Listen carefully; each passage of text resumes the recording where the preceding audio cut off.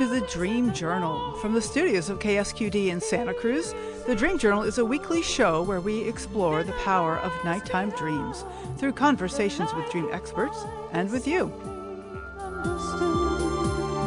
So there's no those vital minutes.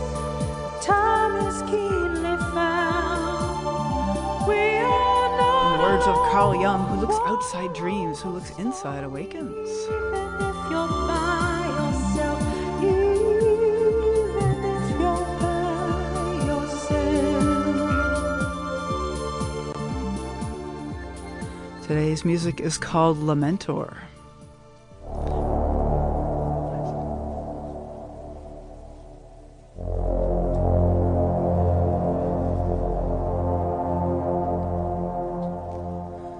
Today we speak with Akinke Lucas about dreaming ourselves whole, somatic healing, social work, and indigenous traditions, the Afro-feminine coming alive.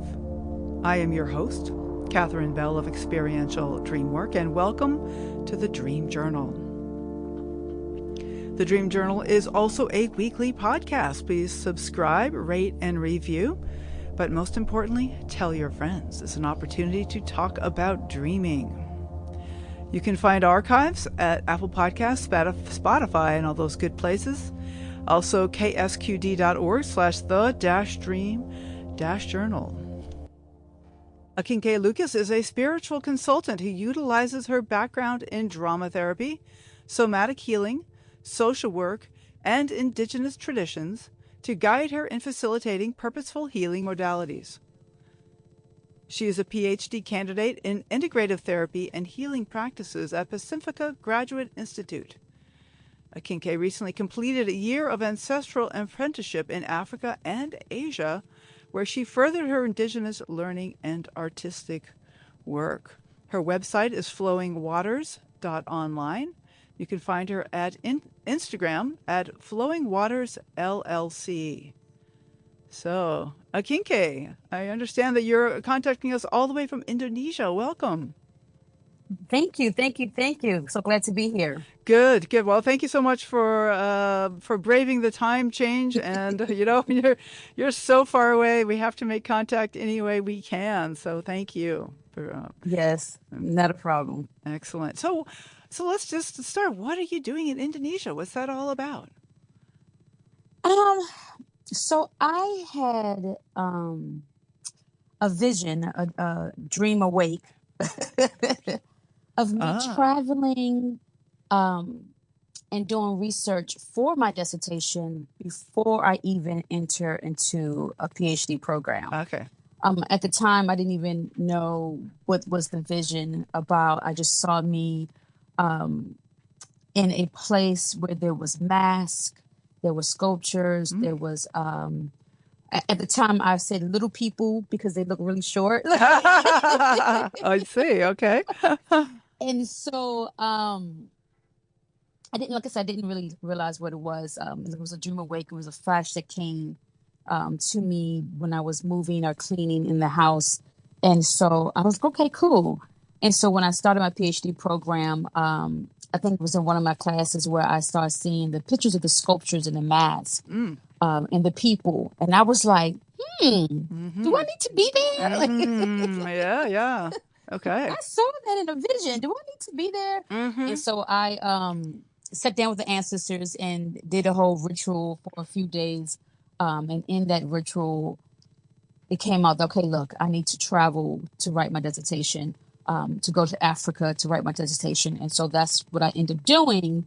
But then I came back actually a month ago, to further do the research, or to put myself in the environment. Let me say that, not necessarily to further research, but to put myself in the environment where there is traditional healing, indigenous practices that's going on a regular basis. Okay. So you talk about Africa and Indonesia. And so, what are those places have in common? Like, what is it about those two places? Hindu tradition is very, very similar to African tradition. their practices, for example, we have in African tradition, we have a deity called Eshu, who we honor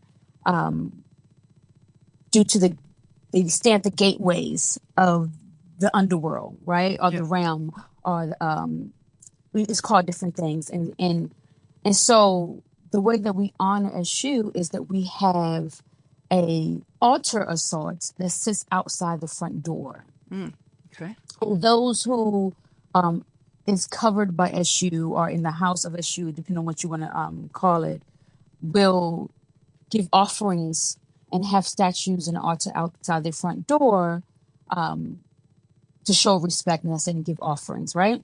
So in Hindu tradition, they don't have a name for the god, but it is the god of the underworld. And every day they give offerings outside on the ground in front of the door or in front of some sort of entryway to this deity to keep the balance of the world, and so that nothing wrong or negative energy or tricksters or anything like that can happen to them. They give offerings, which is the same thing that is done in Yoruba tradition, giving offerings to Eshu, because Eshu is also known as a trickster. The tricksters, yes. Right. And trickster not meaning bad or evil or anything like that, but things happen in the world. And so Eshu does things to bring to your awareness. That's what's happening. And it often comes in this trickster format, right? To reveal something in a riddle type of way, right? Or in a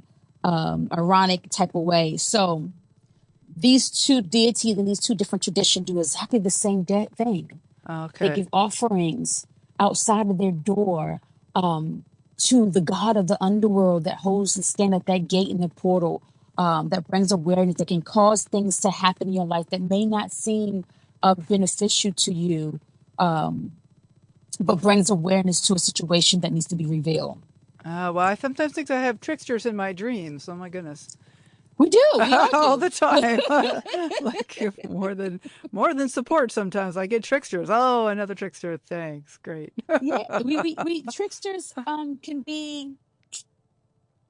trickster can be, especially in dreaming, can be a challenging one to understand or interpret because it feels so dangerous, right? And gets us so angry or upset about what has been done to us.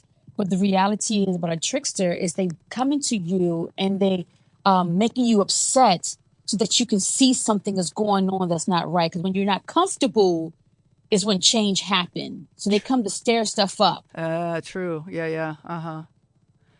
Okay. So if you get tricked in your dream, that means something needs to be stirred up. Something is going on that you can't see. All right. And so you get uncomfortable in your dreams. Right. You're like, what's going on? What is this? Why is this happening to me? And it's not nightmares. It's not nightmares. No.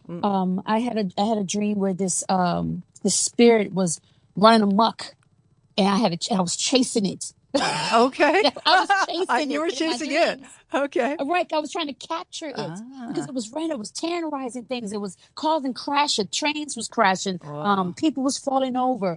And so I'm trying to chase it to stop it from causing this damage and this chaos that was going on in my dream. And every time I get my hand on it, it would slip away. And when I say I was chasing it, one moment I was riding a motorcycle in the air, trying to get after this trickster energy or this entity. And I was like, oh my God. And the next thing I know, I was standing in the middle of a railroad track. And I'm like trying to get this entity. And so it was so much going on. I'm hiding behind bushes. Like I'm part of the CIA, FBI. That type of stuff. Trying to capture this entity that was running amok in my dreams. And I was so mad and I was so angry. And I woke up from that dream like, what is going on? Right. Yeah. Yeah. I woke up frustrated. I woke up like, I wanted to kill somebody. Okay. Yeah. You can catch them. So, because I couldn't catch it. And it was destroying things in my dreams. And it was making me uncomfortable. Oh, I see. So the places that it was, Right. It was Yeah. destroying things. It was turning things over. It was putting people in danger. It was doing all types of stuff, and it was making me frustrated and scared. Yeah. Yeah. Scared. Hmm. But from the damage that was causing my dream, that I woke up frustrated and worried and mad because I couldn't catch it. I couldn't stop what it was doing. And of course, later on, I realized that I had things going on in my life that I was fearful of because I didn't have control. It was my life was like unbalanced and all types of stuff was going on, and I just didn't have control. And that's how I felt during the waking hour. But me being me, who's not always in tune with stress. Not always. Oh, okay. Okay. You mean like you don't even know sometimes? I'm like, Right, oh, me right. too. Oh my goodness. I I thought don't I was the always only know one. when I'm stressed. Yeah. Right. I don't always know Totally. when I'm stressed. I don't know always realize when things are impacting me, especially in the workplace. Um, I don't always realize that until the last moment. But my dreams help me realize that because if I start dreaming of work, I know something's going on. Right. Yeah. Right. But you know, sometimes it's in code, of course. The Right. It's in work part code. is like, oh, wait a minute, this actually reminds me of, that. But even though it isn't really explicitly that. But the thing of destroying things, like, of course we don't want our things destroyed, but sometimes that's exactly what we need. A Right. whole new way of Right. looking at something. Yep. I had a friend back in the day. I was probably in my early 20s, and it was a good male friend. Shout out to Fab. And he said, in order for you to have a newness, you have to have destruction. Ooh. Oh, okay. That hit me. In order Yeah. to And I have was like, newness, you have to have destruction. Thank you, Fab. right, Uh-huh. right. And I looked at him at the time. I was like, what? Yeah. You what? You kidding me? No. No. Right. He's like, things has to be destroyed in order to rebuild again. Right. And so there you have it. So Okay. yeah. Yes, yes, that's it. And so those tricksters that maybe they are allies in disguise, even though they don't feel very helpful, there's still something that they're doing that is helpful. And it's like disrupting everything. And we want to stop what they're doing, and yet they're going to do that. Right. And there's a difference between tricksters and demons Yeah. Okay. and negative entities that comes to harm you to harm you. Yes. Ooh, That's different. say some more Trickster. about that. Tell me more about that. Um. So, demons. So goes into the ancestral portion Yeah. of it, right? Yeah. And Ancestral. so our ancestors are those who either transitioned before us, our nature allies like the trees, the stones, the rock, animals that may have not may have evolved before us to a different realm, right? And so all of those who have evolved, reincarnated, transitioned, whatever you may want to call them, they're not always good. Yeah. Yeah. Yeah. Okay. They do bad on earth. If you have Ah. someone on earth who raped, killed, molested, Yeah. murdered, Yep. did all these things, was just an evil person. When they transition, if they have not evolved to that level and may not want to, let's be real, may not want to. They're comfortable with it. They like what they're doing. They enjoy killing. They enjoy all these things, right? Yeah. Those when they transition, that doesn't leave them unless they want to evolve, unless they find a new way of life and thinking during their transition. So what happens to them? Right. They are spirits. Energy does not die. Yep. And so when you transfer that energy, that memory is still there in that other realm. And if they don't evolve or choose to get rid of that, they stay in that place that they like to stay at. Okay. Right? Right. But they have to have something to feed off of because their energy frequency is on a low vibrational level. Okay. Say more. What do you mean? Because it did not evolve. What would they feed off of? Like, what do you mean by feed off? They feed off of us. Oh. So Oh, okay. they Yikes. feed off of us. And so because they cannot evolve or chose not to evolve, like we're going to call them vampires, right? And vampires in a sense of not where they drain you of blood, but they drain you of energy, right? They get attached to you. They possess you.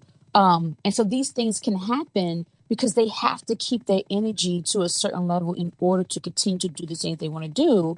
And so they feed off you, right? And when they feed off you, they also are implementing, are persuading, are influencing you to do things that are harmful to you in yourself. Okay. Yeah. Because that's what they're about.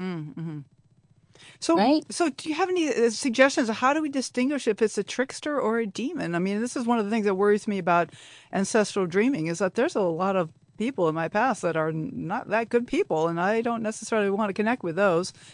Right. And so how do I recognize that whether it's somebody being provocative to help me get out of where I'm stuck versus somebody that's trying to suck my energy?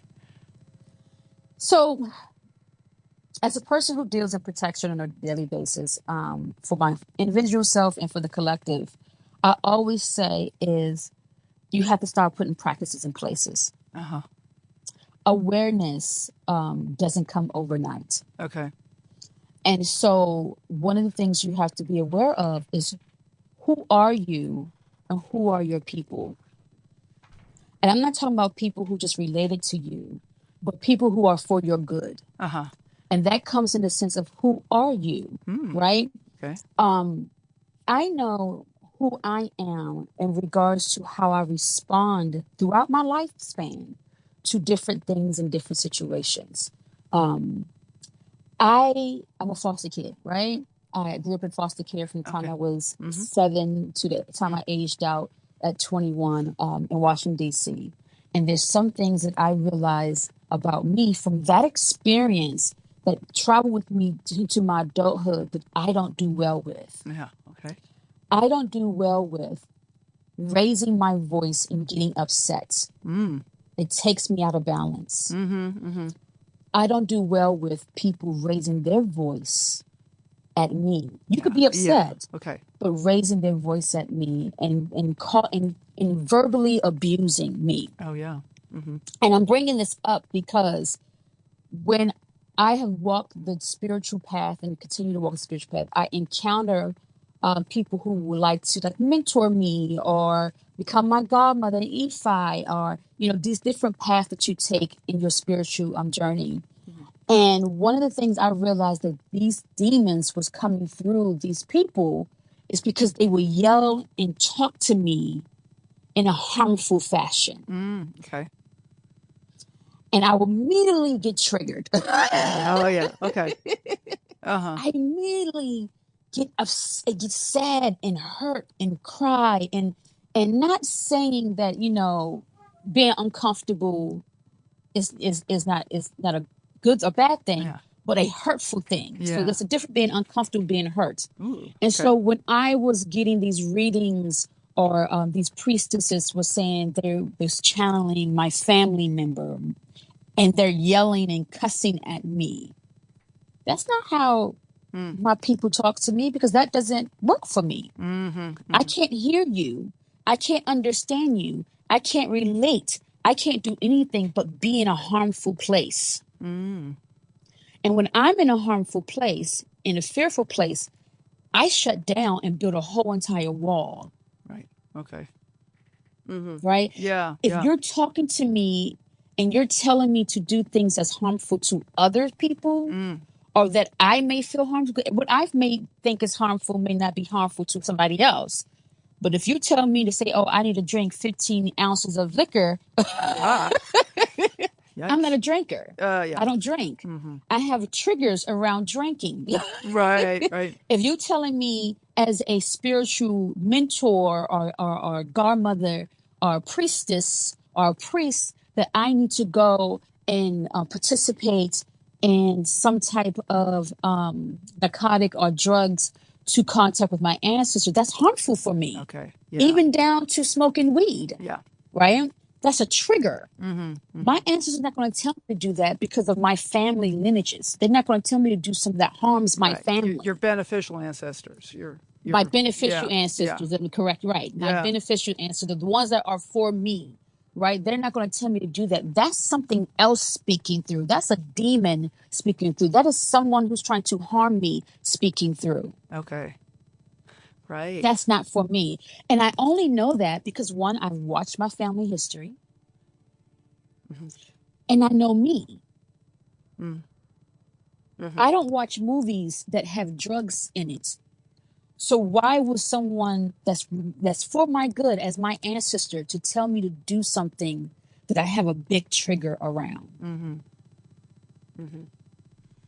Right. Why would my ancestor talk to me in a fashion that has harmed me all my life? Yeah, but yet I can feel that. I really feel that this is like they wouldn't come to bring those things that have been so harmful, and yet destroying things. Yeah, that could be all right, right? Now, I'm not saying they're going to pacify me. Yeah. They don't Ah. pacify me. They don't hold me with a little kitten glove and sing rainbows and lalas to me. They don't do that. Okay.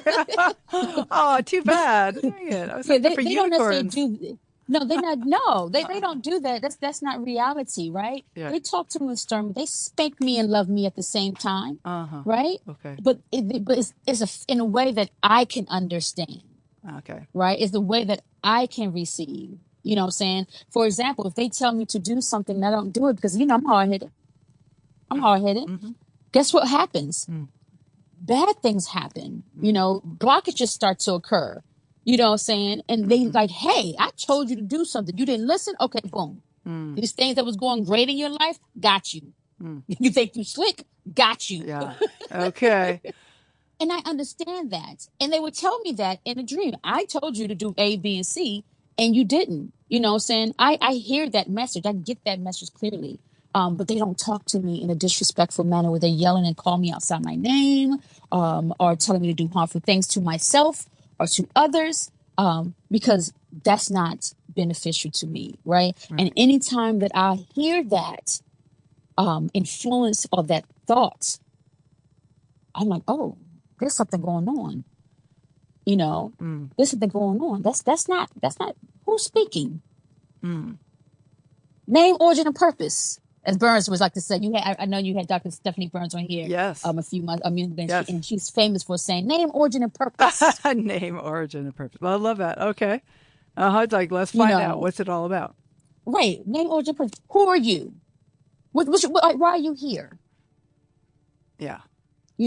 And so that is one way to help, figure out if this is a demon or a trickster energy. And again, tricksters can be demons, but sometimes tricksters are not. You know what I'm saying? So it depends on how they come. It depends on what they come here to reveal, to show you. So you have to be mindful of and aware of who you are. Which is hard because a lot of people would be 90 years old and still trying to figure out who they are. Well, yeah, for sure. That is true. But there's a foundation to all of us. There's a foundation to all of us that's been with us from the time we have, came into this world. There's a foundation to all of us, and it's that foundation that you have to be aware of. Okay. Because we're always learning and growing. So yeah. Well, I want to bring in this concept that of the Afro-feminine coming alive. Like, is there a way of talking about coming into our own purpose and knowing who I am and learning about my own name, origin, and purpose? Like, is this part of what this Afro-feminine coming alive is all about? Yes. Okay. So the Afro-feminine, as an African American person, I focus on African American traditions, indigenous traditions, people of color traditions. So when I say Afro-feminine, that is me separating, differentiating between the regular feminine, Yeah. the European feminine, Okay. and the people of color feminine. Right. Okay. Also, in indigenous traditions and in African tradition, which is also indigenous traditions, there's a duality to energy. There's a duality to our gods. They are both masculine and feminine. So they're one. They just have different aspects of them. And so when I speak of the feminine, I could bring in Jung and start talking about the unconscious mind, right? So I'm talking about the unconsciousness. The soul to man, right, is what Jung likes to say. The soul to man, the one that makes the man uncomfortable Oh. in their dreams, right? Okay. Uh-huh. And so the Afro-feminine is the unconscious, right? The part that you're not aware of, but is constantly in play in your everyday life, right? The conscious is the awareness, right? That's the masculine part. That's the masculine energy that you are aware. You can see it, you can touch it. It's a direct linear thing or thought process. You don't have to think about it. But the feminine is not, right? So when we start talking about the Afro-feminine, we start talking about these African characteristic or archetypes that are in play in our life every single day. And the Afro-feminine comes to bring order in the chaos. So that unconscious mind makes you uncomfortable so that it can bring order in the chaos. And so when we dream, our ancestor is part of the feminine because it is the part of the consciousness that we are not always aware of. We cannot see it. It's not tangible, right? And we second guess what's going on when we're dealing with the ancestors. And the ancestor deals in the feminine part of you, right? That aspect.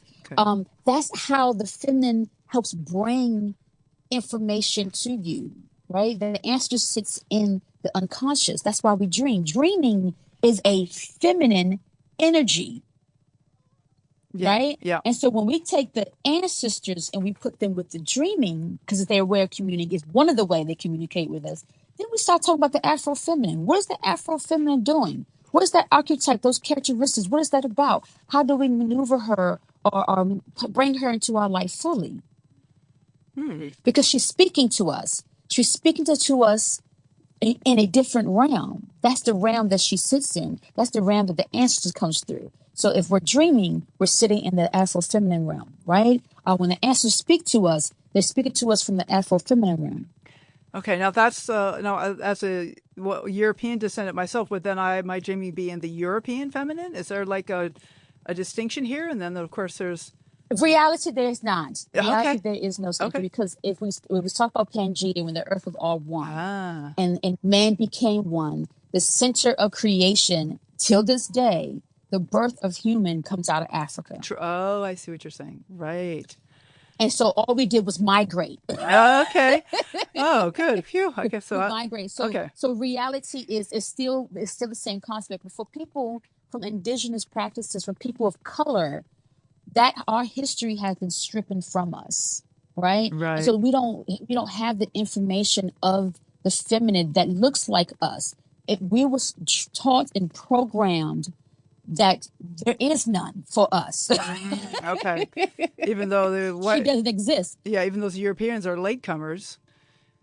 Yeah, Right. right. Yep. They have their own traditions and their own cultures. And for those who experience colonization, we were stripped from our own cultures and our own identity. And so we're bringing that back, right? We're Right. bringing that back into the fullness now. And part of bringing that back is reawakening the Afro-feminine for us, reawakening our feminine, our duality, right? Reawakening our gods, and part of reawakening the gods is to not to acknowledge that they both are God, they're both masculine and feminine energy, right? And that feminine energy is the one that brings order, that makes things happen that you can't see. The feminine energy deals with the emotional, deals with the soul, not the mind. Now, you can't have one without the other. So does the feminine influence the mind? Yes. When you feel something, it goes through a process. You feel it, then you think it.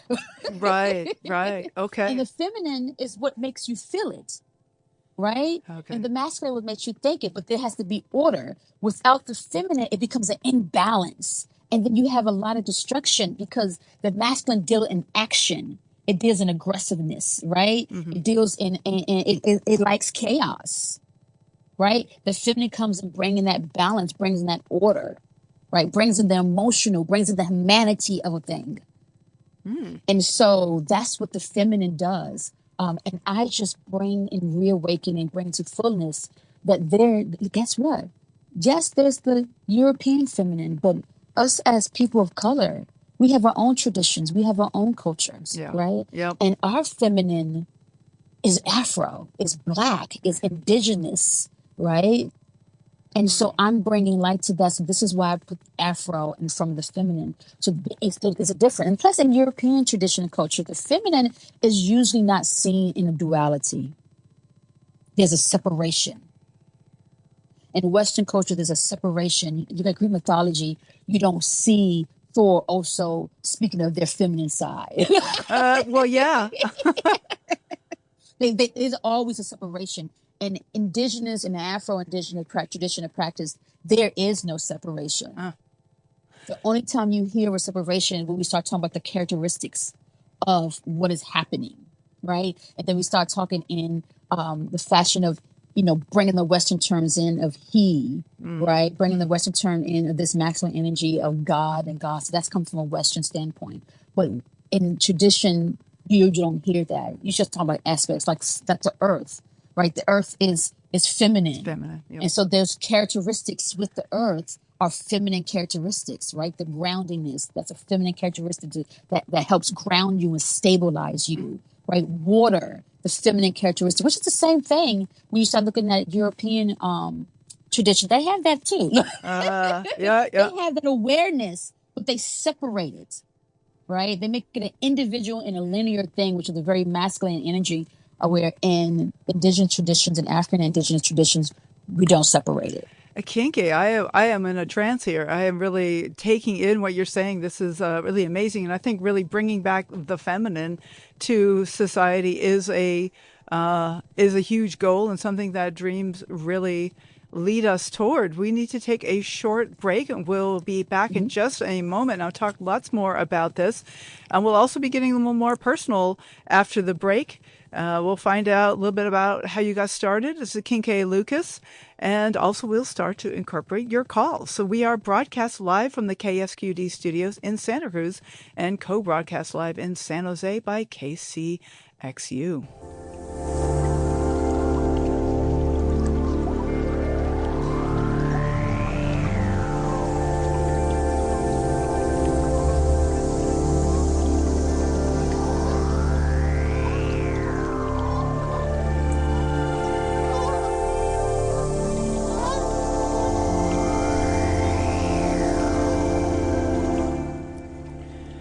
All right, welcome back to the Dream Journal. My name is Catherine Bell, and our guest today is Akinke Lucas. We do have a caller, so let's Akinke, let's get this connected. We have Salah from Virginia. I think I hear geckos. Is that what I hear? You do. Oh, I love those. I love That's those. good audio. Yeah, that is good. Oh, fantastic. Salah, thank you so much for calling in. Hello. Hi, Catherine. Hi, Kinke. Just Paula here. Salah, thank you so much. And Salah. may I say on the air, congratulations. Yes, of course. Thank you. Congratulations. New baby. Y'all. Thank you so yes. much. Yeah, no, thank you so much. Yes, I'm in my first week Wow. of motherhood of my second son. Oh, So congratulations. I'm still kind of reeling. I'm sure. Hello, new coming spirit. down off the actual plane here. Little Sparrow Salah's been on the show a few times. I'm really glad to have you call in. What is up for you? What's on your mind, Salah? Yeah, well, first off, I just wanted to express gratitude. I think it's been absolutely amazing to hear you speaking about just the work with the Afro-feminine, but also the point that you made earlier with the how necessary it is in doing just as a African American woman, just doing the work of knowing who you are, and then moving through just ancestrally, being able to understand when there's work of ancestors that come through that isn't always beneficent. Yeah. and the importance of acknowledging that, knowing who you are so that you can make those decisions about when to engage and how to engage and what not to engage in. And And I don't hear that very often, but it's so important, especially speaking as a woman of color, and taking into consideration the amount of sometimes shadow or trauma or negativity that comes through generationally. That is just information for me to know, as opposed to information for me to heal. And so, what I was hoping, I kind of have a question mixed with a statement, because I'm right now, as a new mom, a mom again, to a young son, and as a Dreamwork professional, I'm moving through just that importance of being aware of who you are, and the implications it can have for personal healing. But I'm wondering, Akinke, I know I'm thinking about the broader band of Afrofeminism, if you could speak to how, in doing that work of healing, personally, and doing your personal ancestral work, what the implications can be for healing family lines, for healing communities, for that broader sense of ancestral generational healing, because there is the element of you doing work for you,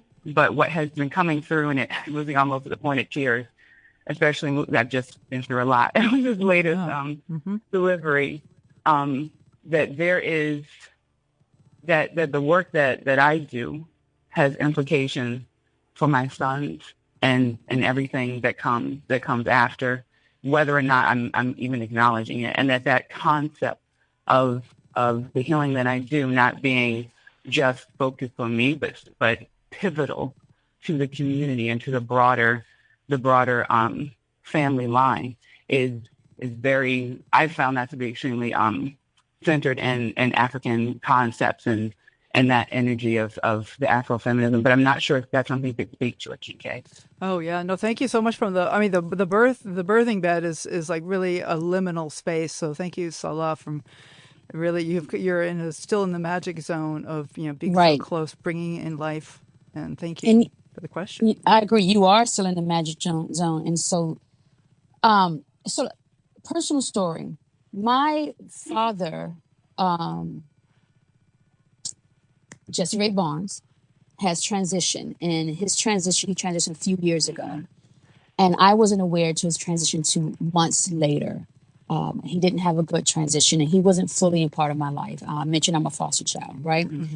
I have a 30-year-old son. I'm only 25, though. Let's clarify that. I have a 30-year-old son. I'm only 25. So, however, as a teen mom, as an adult, as raising a son, raising my children, in my family history, I have always been concerned about passing down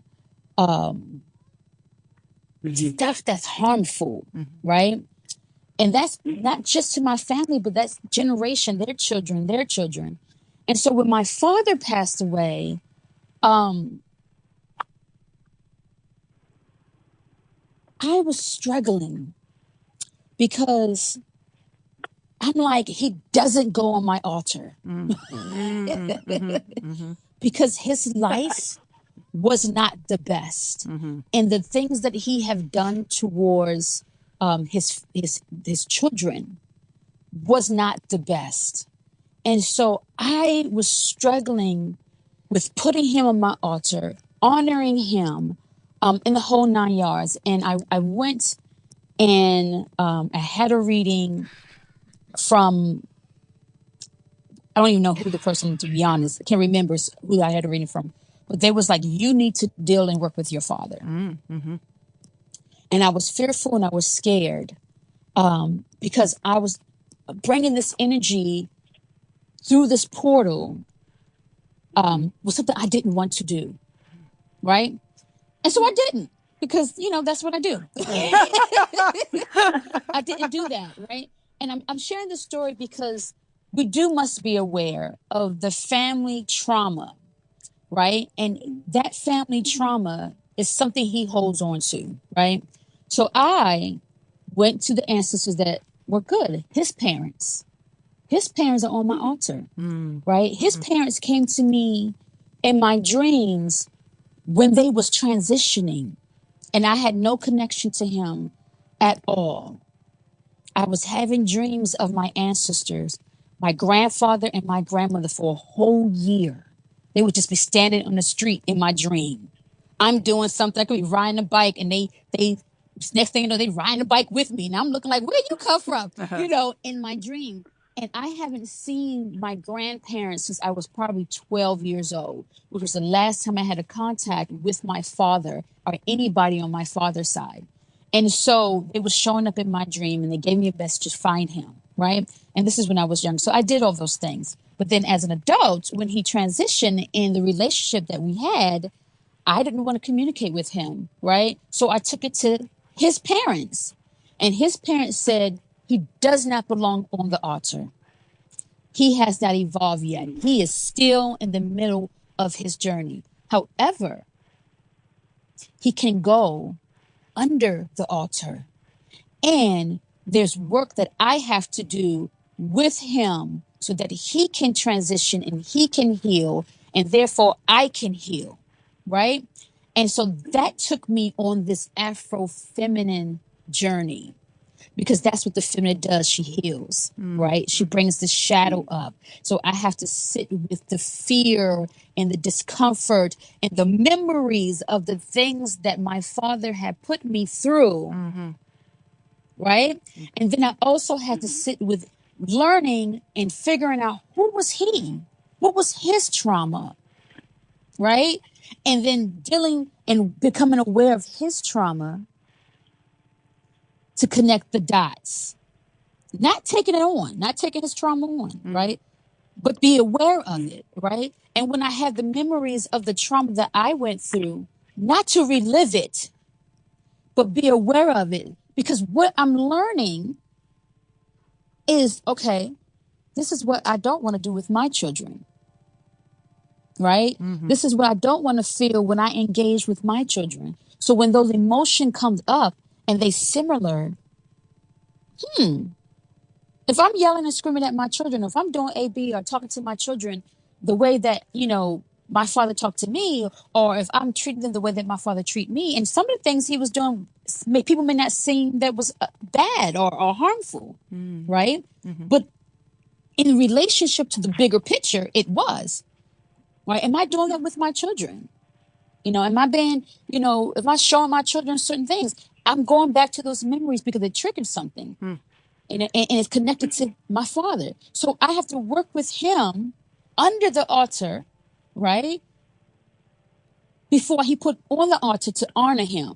So there's a doorway there. He hasn't came through the door yet. Right, Akinke, I really resonate with this. My grandfather was very abusive to my mother, and she just shut the door. She was like, no, and she broke the chain, and she still has ruled him out, and that's what she needed to do. And so I totally understand that might be exactly what you need to do. But she shut the door. She did not abuse us. I mean, it's so hard for someone raised under abuse to not abuse their own children. I know what stress children are or can be in life, and I'm so grateful for her sacrifice, really.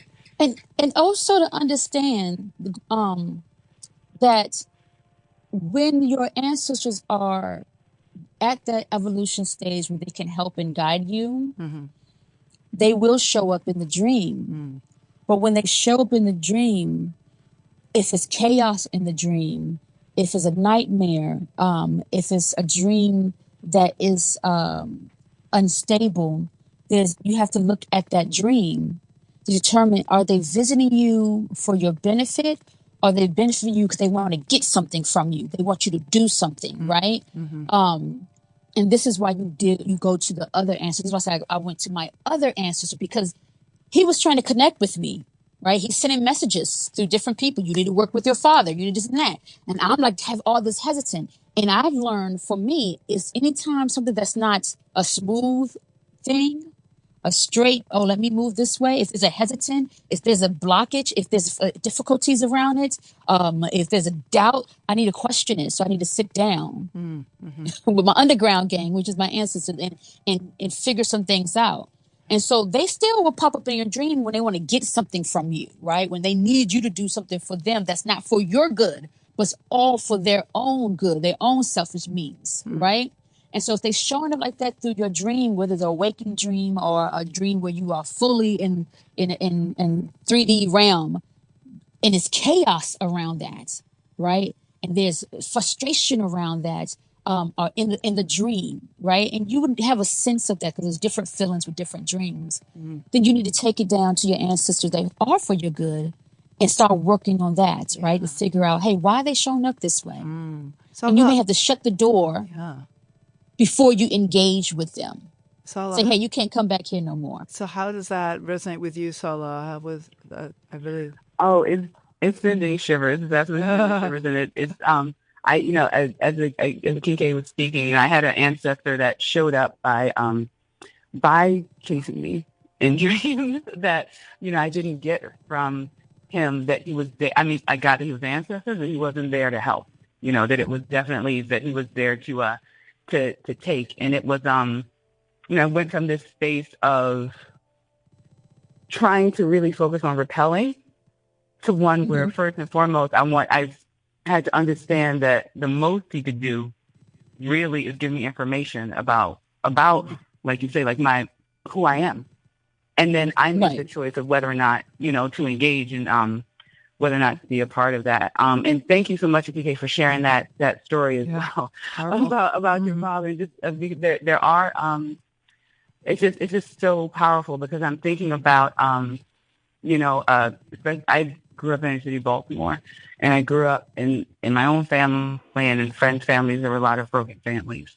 And, for one reason or other, there were just some people, especially those who transitioned, that the work you do may or may not be able to help where they are, or what they might not have resolved. Similarly, I was this is something else you said, and it was alcohol, actually, because I didn't have my first drink until I was 22. I waited until I had my first drink. But as I went deeper into doing spiritual work and paying attention, to what was coming through in dream space, the message became very clear that alcohol itself isn't necessarily bad, but it's not for you. If what you want is to heal, if what you want is, and it's important. I myself, I have never had, a problem with addiction, but the way that it has, what's the word for it? Counteracted a lot of spiritual healing and a lot of spiritual gifts that might have manifested were not for, the road that substance abuse kind of manifested. It was, for you in particular, you stay away from this. If you want to do this work, not a drop for you from this point onward into, your matriarchal energetic.